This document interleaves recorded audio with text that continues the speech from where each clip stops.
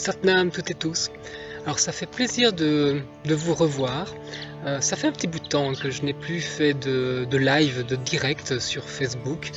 J'avais promis que j'allais faire un direct chaque semaine. J'avais promis aussi que sur YouTube, pour ceux qui me suivent, j'allais faire une vidéo chaque semaine. Eh bien, je ne tiens pas toujours mes promesses, je suis désolé.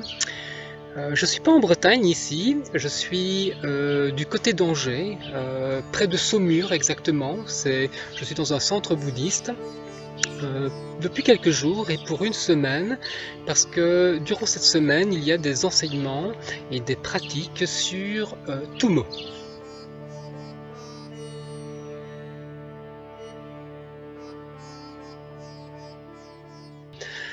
Tummo, vous savez peut-être déjà ce que c'est.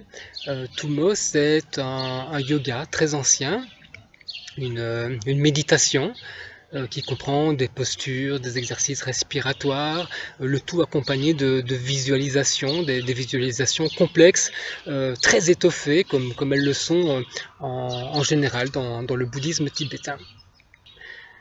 Cette pratique de Tummo vise à embraser un feu intérieur, un feu de sagesse, un feu qui s'élevant va consumer tout ce qui fait obstacle à notre santé fondamentale.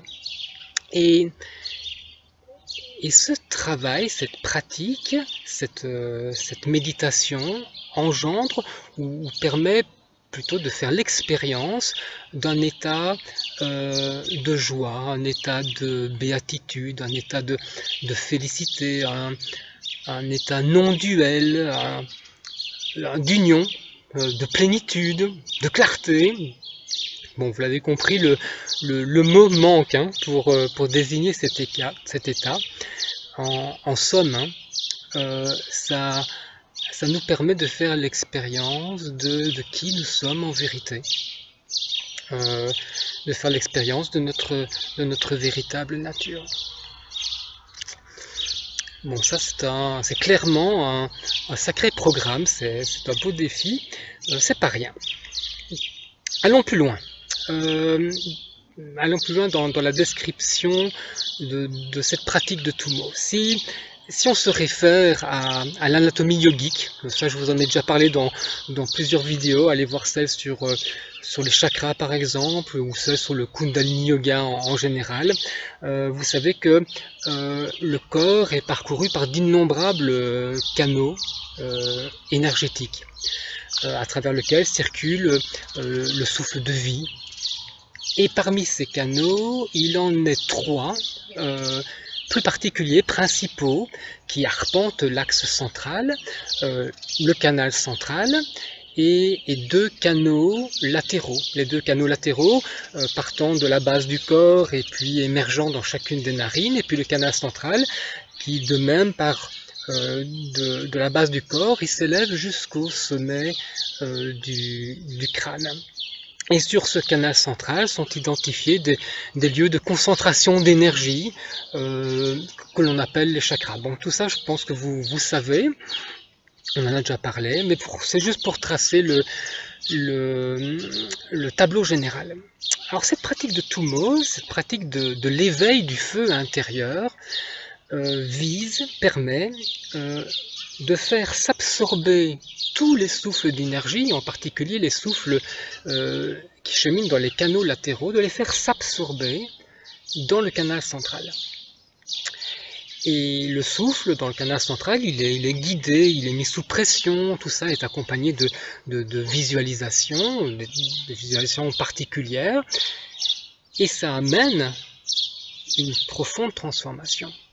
Et cela produit cette expérience de joie et de félicité, cette expérience de béatitude.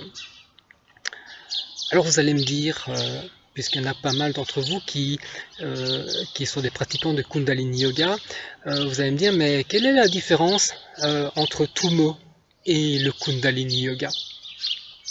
Ça c'est une bonne question. Moi, personnellement, je ne connais pas suffisamment le Kundalini Yoga, je ne connais pas non plus suffisamment le Tummo, encore moins d'ailleurs.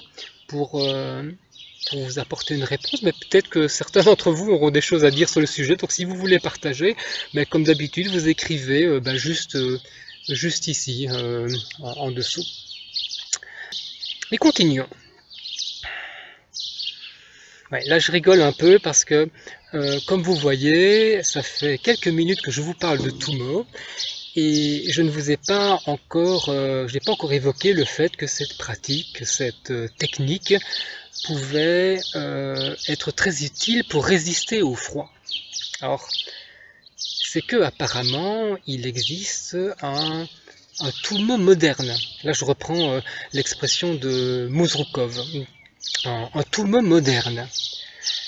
Et c'est vrai, hein, si vous allez sur Google par exemple, ou plus exactement si vous allez sur Google Images, vous tapez Tumo et vous regardez ce qui s'affiche, là vous verrez quantité de gens en maillot de bain, raquettes aux pieds, en train de randonner dans la neige, par -5 ou par -10, dans les Alpes par exemple. Ou bien vous en verrez d'autres à moitié nus en train de se baigner dans de l'eau glacée, jusqu'aux carotides, comme dit Ice Mind. Donc voilà. Bon. Toutes ces pratiques, elles sont excellentes, hein, je dis pas, hein, vous les avez déjà compris, mais d'ailleurs je suis le premier à les promouvoir, hein, il suffit de regarder les quelques vidéos précédentes, j'en ai fait sur le sujet. Alors sans aucun doute, ces pratiques, elles sont bonnes pour le corps, elles sont bonnes pour le développement du mental, du psychisme, mais associer ces pratiques à Tumo, les nommer comme ça, ou les associer au Kundalini Yoga, qui serait l'ancêtre de Tumo, je pense que c'est une erreur. Et d'ailleurs, l'erreur, elle ne date pas d'hier, hein, parce qu'il suffit de prendre des articles ou des livres sur les yogis, sur le bouddhisme tibétain, et on nous présente, d'ailleurs un peu même la marque de fabrique des Tibétains, on nous présente des yogis qui résistent merveilleusement au froid extrême de leur région. Et puis même on voit des compétitions entre pratiquants, de véritables concours de séchage de draps, des draps mouillés que l'on baigne dans la rivière glacée et puis qu'on dépose sur leurs épaules, et ils doivent les sécher en une nuit de pleine lune. Bon, avec tout ça, avec ces récits, et avec ce Tumo moderne, on fait une opinion de Tumo qui n'a pas grand chose à voir avec la pure merveille qu'est cette pratique ancienne. Parce que, à ma connaissance, et puis même selon mon expérience, hein, ces pratiques modernes étiquetées Tumo ont abandonné toute la richesse des visualisations tantriques, et puis surtout ne recèlent plus aucune trace, ou très peu, disons, elle ne recèle plus de traces de motivation altruiste. Et puis vous savez, cette pratique de Tumo, elle est d'autant plus intéressante qu'elle convient parfaitement à l'esprit occidental, à notre manière de voir, nous les occidentaux. Là je vais reprendre des propos de Lamatupten Nyeshe dans son livre La béatitude du feu intérieur. Ça, c'est un très beau livre. Il est épuisé, alors vous le trouverez en occasion, mais à un prix complètement de dingue. Oui, le Tumo, la pratique de Tumo ne manque pas d'intérêt pour nous, pour nos esprits à nous, parce qu'on apprécie beaucoup de travailler avec la matière, avec l'énergie, et c'est exactement de ça dont il s'agit. Nous aimons jouer avec la matière, la ranger, la transformer, la manipuler. Avec le feu intérieur, on fait exactement ça, à la différence que c'est avec notre énergie intérieure, avec nos ressources personnelles de plaisir, de désir. C'est avec tout ça qu'on joue. Et puis bon, sans vouloir caricaturer, nous aimons obtenir des résultats satisfaisant et assez vite, hein, immédiatement même. Eh bien, cette satisfaction immédiate, le feu intérieur vous la procure. C'est un processus très simple, hein. C'est très concret, c'est scientifique, c'est très logique. Vous n'avez pas besoin de croire que le feu intérieur procure la joie et la félicité pour que ça marche. Vous n'avez pas besoin. Vous faites juste la pratique et vous obtenez les résultats.